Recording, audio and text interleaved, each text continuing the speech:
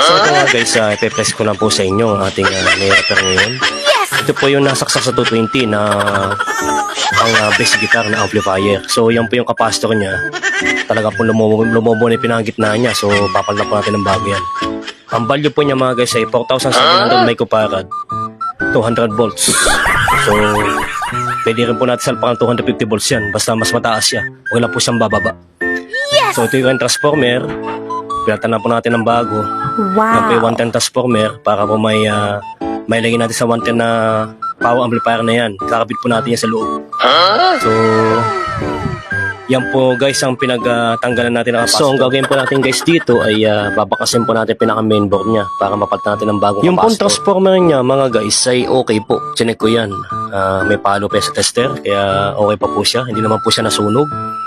So samahan nyo guys at bubuksan to. Kumbaga kakalasin po natin. I-update ko pa kay mga guys dito pag ito yung nabubibidyo. So ito nga po kakalasin na po natin. Tatanggalin po natin mga knob. Ganyan din ang mga tuloy niya mga guys ay ating kakalasin. So abatan po yung video na ito. Pag ito yung tapos po natin ay bibidyo ko po ito mga guys. So ito po kakalasin na po natin guys. Yan po.